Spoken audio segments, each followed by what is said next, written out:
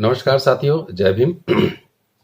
अंबेडकर नामा में आज स्वागत है और आप सबका शुक्रिया लाइक, शेयर और फॉलो करने के लिए। मूर्तियों का क्या महत्व है, क्योंकि आप देखते हैं देश दुनिया में चारों तरफ डॉक्टर अंबेडकर की मूर्तियां बनाई जा रही हैं और बनी हैं और गांव-गांव तक उनकी मूर्तियां बनी हैं और मूर्तियां उनकी तोड़ी भी जा रही हैं। तो आखिर ये मूर्तियों का मतलब क्या होता है, क्या है वो प्रतीक? तो मेरी समझ में कि मूर्तियां जो है एक प्रतीक हैं और सभी जनता, सभी लोग मोटी मोटी किताबें नहीं पढ़ सकती हैं, वो उनके विचारों को नहीं समझ सकती है। इसलिए मूर्तियों के द्वारा वो अपने नायक को पहचानते हैं लोग और उनके जो विचार हैं इनकलकेट करते हैं। इसलिए एक बहुत ही महत्वपूर्ण प्रतीक है। इसीलिए इनका तोड़ा जाना भी उनकी मूर्तियों की प्रासंगिकता को दर्शाता है। तो बहरहाल आज हम इसी विषय पर फिलहाल केंद्रित करेंगे। अंबेडकर साहब 1916 में कोलंबिया यूनिवर्सिटी के छात्र थे, वहां पढ़ाई कर रहे थे और उसी साल, उससे थोड़े दिन पहले 1915 में फिरोज शाह मेहता की मृत्यु हुई थी। नवंबर में फिरोज शाह मेहता कांग्रेस के संस्थापक थे, बॉम्बे जो म्यूनिसिपल कॉरपोरेशन है उसके सदस्य और अध्यक्ष भी रहे और बहुत वकील, न्यायवेता और जाने माने नाम, उस जमाने के ब्रिटिश भारत के जाने माने नाम थे। तो नवंबर 1915 में उनकी मृत्यु हुई। तो बॉम्बे जो म्यूनिसिपल कॉरपोरेशन है, एक प्रस्ताव पारित हुआ कि फिरोज शाह मेहता के लिए इस सम्मान में एक मूर्ति बनाई जाए। तो छात्र के रूप में जब उनको पता लगा कोलंबिया यूनिवर्सिटी में, तो छात्र के रूप में उन्होंने वहां से एक पत्र जो है वो बॉम्बे क्रॉनिकल के नाम से लिखा, उनके एडिटर के नाम से लिखा। और यहाँ ये याद दिलाना जरूरी है कि बॉम्बे क्रॉनिकल के संस्थापकों में फिरोज शाह मेहता भी थे। तो उन्होंने मूर्ति बनाए जाने को, अंबेडकर साहब ने मूर्ति बनाए जाने को बहुत ही सुपरफिशियल किस्म का काम, बहुत ही सतही किस्म का काम समझते हुए उन्होंने संपादक को चिट्ठी लिखा था। और यहाँ स्मरण करना जरूरी है कि ये पहला पत्र है, उस समय उनकी उम्र 25 साल थी और ये पहला पत्र है जो अखबार में वो प्रकाशित हुआ था, इसलिए यह पत्र बहुत ही महत्वपूर्ण है। तो उन्होंने जो पत्र लिखा, लंबा पत्र है एडिटर के नाम से, उसका जो मजमून है, जो क्रक्स है, जो सारांश है, वो मैं आपके सामने रखना चाहता हूं। कि उन्होंने लिखा एडिटर को कि आप मेरे इस विचार से सहमत होंगे कि सामाजिक, आर्थिक और राजनीतिक रूप से भारत जैसे पिछड़े देश में वैसे ईमानदार नेताओं की जरूरत है जो देश की प्रगति, देश की मुक्ति की जिम्मेदारी अपने कंधों पर ले ले। गोखले और मिस्टर मेहता, मिस्टर गोखले और मिस्टर मेहता दोनों ही ऐसे महान पुरुष थे, इसी श्रेणी के लोग थे। उन्होंने भारत के लक्ष्यों को प्राप्त करने के लिए, भारत के लोगों की प्रगति के लिए जिस साहस और त्याग का परिचय दिया है, उसके लिए वो परमानेंट रिस्पेक्ट, चिरस्थायी सम्मान के हकदार हैं। इसलिए उनका सम्मान जो है ज्यादा होना चाहिए। आगे उन्होंने लिखा कि इन दोनों जो महापुरुष हैं, इनका जो योगदान है कि उन्होंने हमारे कई समस्याओं का समाधान करने के लिए उन्होंने लगातार निरंतर संघर्ष किया, जूझते रहे। कुछ समस्याओं का समाधान उन्होंने अपने जीवन काल में किया और कुछ समस्याएं जो छूट गई, शायद वो भावी पीढ़ी उस समस्याओं को दूर करेगी। तो इसलिए ऐसे नेताओं के लिए जिन्होंने देश की समस्याओं, हमारी समस्याओं के लिए सब कुछ न्यौछावर कर दिया हो, उनका एप्रोप्रिएट रिस्पेक्ट होना चाहिए, उचित सम्मान होना चाहिए। आगे वो लिखते हैं कि मुझे अखबारों से यह खबर मिला है कि गोखले के सम्मान में जो सर्वेंट्स ऑफ इंडिया सोसाइटी के विभिन्न शाखाओं में उनके मेमोरियल लगने जा रहा है, उनकी मूर्ति लगने जा रही है, जबकि सर मेहता के लिए सिर्फ बॉम्बे म्यूनिसिपल ऑफिस के सामने स्टैचू बनेगी, उनके मेमोरियल बनेगा। अभी ऐसा क्यों था? क्या इसमें कोई लीला थी? ये बात समझ में हमारे भी नहीं आ रहा है। तो डॉक्टर अंबेडकर इसको बहुत ही ओछा, बहुत ही सतही किस्म का सोच मानते हैं और लिखते हैं, सुझाव देते हैं कि मूर्ति की जगह सर फिरोज शाह मेहता लाइब्रेरी बननी चाहिए, यही उनका प्रॉपर सम्मान होगा।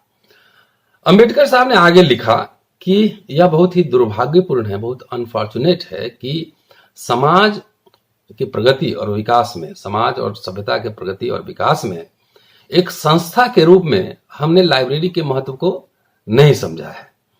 कि बिना लाइब्रेरी के, आधुनिक लाइब्रेरी के, बॉम्बे के प्रबुद्ध जनता जो एनलाइटेंड लोग हैं, लंबे समय तक नुकसान उठा चुकी है। और इसलिए इस जंक्चर पे इस समय यह बहुत जरूरी हो जाता है, आवश्यक हो जाता है कि हम ये सुधार कर लें, इस संस्था बनाने के काम को आगे बढ़ाएं। वो आगे लिखते हैं कि वैसे तो स्वतंत्र रूप से मुंबई में, बॉम्बे में कई लाइब्रेरीज काम कर रहे हैं, लेकिन यदि इन सब को एक साथ इकट्ठा करके एक भवन में ला दिया जाए और उसका निर्माण sir Mehta public memorial fund से किया जाए तो इससे दोनों पर्पस पूरा हो जाएगा, दोनों काम पूरा हो जाएगा। लाइब्रेरी भी बन जाएगी और मेमोरियल भी हो जाएगा, फिरोज शाह मेहता का सम्मान भी हो जाएगा। तो इससे दोनों पर्पस हमारा पूरा हो जाएगा। वो आगे लिखते हैं कि जहां तक आधुनिक लाइब्रेरी स्थापित करने, लाइब्रेरी के मॉडर्नाइजेशन और उसको स्थापित करने का सवाल है और या किताब खरीदने का सवाल है, बॉम्बे की जो एनलाइटेड जनता है, जो पढ़े लिखे लोग हैं, वो ऐसे उसमें बहुत सारे उदार लोग मिलेंगे जो इस काम के लिए चंदा देंगे, दान देंगे, इस काम को आगे बढ़ाएंगे। अंत में उन्होंने लिखा कि अमेरिका के एक बड़े विश्वविद्यालय के छात्र के रूप में मैं सार्वजनिक जीवन में, समाज में, लोगों के जीवन में पुस्तकालय, लाइब्रेरी के महत्व को बखूबी समझता हूं। इसलिए मैं इस अवसर पर बॉम्बे की जनता से आग्रह करना चाहता हूं कि जो मैं वो सोचता हूं वो भारतीय इतिहास के महानतम हीरो के लिए सबसे उपयुक्त यादगार होगी। वो फिरोज शाह मेहता को एक महानतम व्यक्तित्व के रूप में वो देख रहे थे उस समय, और कहते हैं कि इससे बेहतर जो उनका सम्मान है कुछ नहीं हो सकता है, उनके नाम पे पब्लिक लाइब्रेरी बनाया जाए।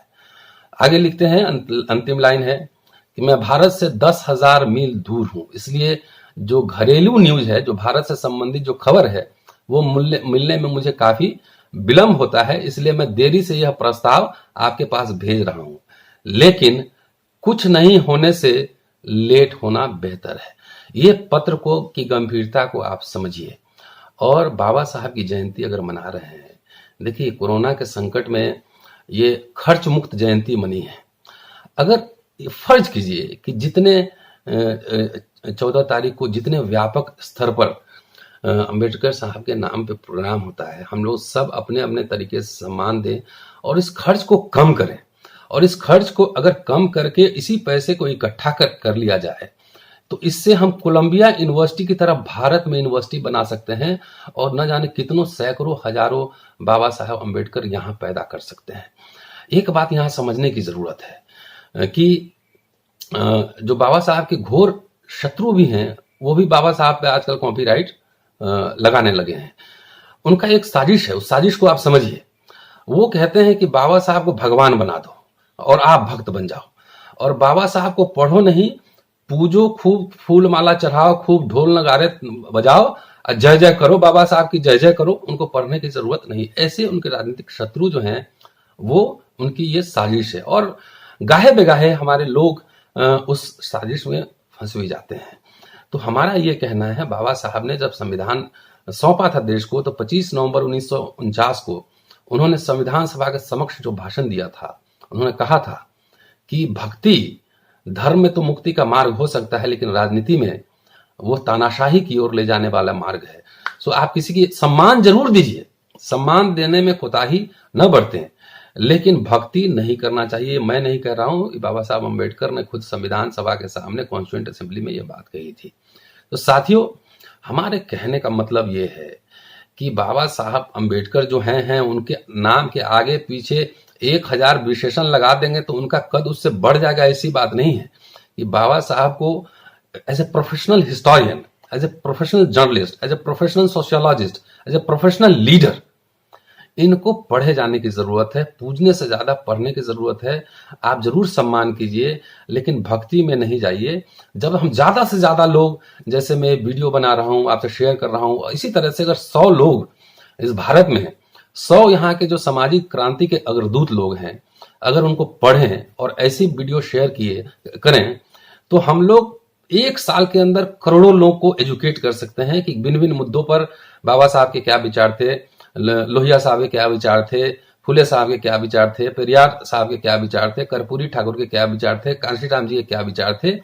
तो ये बौद्धिक विमर्श का काम बहुत ही महत्वपूर्ण होता है। इस बात को समझे जाने की जरूरत है। इसलिए मैं आप सबसे अपील भी करता हूं कि जो साथी पढ़ लिख सकते हैं, बोल सकते हैं, कम्युनिकेट कर सकते हैं, उनको इस काम में आगे आना चाहिए और ज्यादा से ज्यादा लोगों को पढ़कर छोटे छोटे वीडियोस बनाकर अपने दोस्तों से, साथियों से पब्लिक डोमेन में डालना चाहिए कि आप उसको सुनिए, समझिए और उस हिसाब से अपने जीवन की रणनीति बनाइए। तो ये समझे जाने की जरूरत है, जब तक आप बाबा साहब को पढ़ेंगे नहीं, डॉक्टर अंबेडकर को पढ़ेंगे नहीं, तब तक आप इसी आजकल सोशल मीडिया पे एक सर्टिफिकेट बांटने वाले का एक संप्रदाय है जो हर बात पे आपको सर्टिफिकेट देगा कि आप अंबेडकरवादी हैं, आप नहीं हैं, आप छदम अंबेडकरवादी हैं। इन सब चीजों से बचना चाहिए। इसलिए हो रहा है कि उन्होंने बाबा साहब को पढ़ा ही नहीं है, अंबेडकर साहब को पढ़ा ही नहीं है, नहीं पढ़ा है तो वो कंफ्यूजन में रहते हैं। आप अगर पूरी राइटिंग्स उनको देखेंगे तो बहुत सारे ऐसे मुद्दे थे जिनको उन्होंने नजरअंदाज किया, उस पर चर्चा नहीं की। हम अगले एपिसोड में ये सब बताएंगे कि किन किन बातों पे उन्होंने चर्चा नहीं की, और नहीं की तो क्यों नहीं की। क्योंकि मैं एज ए प्रोफेशनल हिस्टोरियन, इतिहास के छात्र होने के नाते आपसे बात करता हूं, तो हमारा काम सिर्फ अक्षर पढ़ना नहीं है, हमारा काम जो नहीं लिखा गया है उसको भी पढ़ना है। रीडिंग, इसको कहते हैं reading in between the lines, कि जो छुपे हुए जो गूढ़ बातें हैं उनको भी उसमें से निकालना है। तो ये एक इतिहासकार का काम होता है। साथियों, अभी के लिए इतना ही। आप अगर ये विमर्श अच्छा लग रहा है तो आपसे आग्रह है विनम्र कि इसको आप लाइक करें, सब्सक्राइब करें, शेयर करें और ज्यादा से ज्यादा लोगों तक पहुंचाएं। आप मुझे फेसबुक पर, ट्विटर पे और इंस्टाग्राम पे भी फॉलो कर सकते हैं। मेरा ट्विटर आईडी है रतनलाल72 और इंस्टाग्राम पे मैं हूं dr.ratan.lal। ये आप जब लिखेंगे तो मैं इंस्टाग्राम पे भी मिलूंगा। शुक्रिया साथियों, जय भीम। अगले प्रोग्राम में मिलते हैं और उस पर बात करेंगे कि जब 50वीं वर्षगांठ, जब 50वां जन्मदिन अंबेडकर साहब का मनाया जा रहा था, मुंबई में एक बड़ी सभा हुई थी, 10,000 लोग उसमें शामिल थे। उस सभा में जन्मदिन के बारे में अंबेडकर साहब ने क्या कहा था और उस सभा में उन्होंने भाषण क्या दिया था, ये मुद्दा अगले एपिसोड में रखेंगे। शुक्रिया साथियों। अंबेडकरवादी पत्रकारिता करने वाले नेशनल बहुजन मीडिया को स्थापित करने में द शूद्रा की आर्थिक मदद करें। आप सीधे हमारे अकाउंट नंबर में मदद भेज सकते हैं। बेनिफिशियरी नेम है द शूद्रा, अकाउंट नंबर है 22333394689357। IFSC कोड है RATN0VAAPIS। ध्यान दीजिए, IFSC कोड में RATN के बाद 0 है, O नहीं। बैंक का नाम है RBL और ब्रांच है मुंबई। आप हमें 8595794224 पेटीएम पर UPI के जरिए भी अमाउंट ट्रांसफर कर सकते हैं। पेटीएम, गूगल पे और फोन पे के लिए हमारा एक ही नंबर है 8595794224। जय भीम, जय भारत।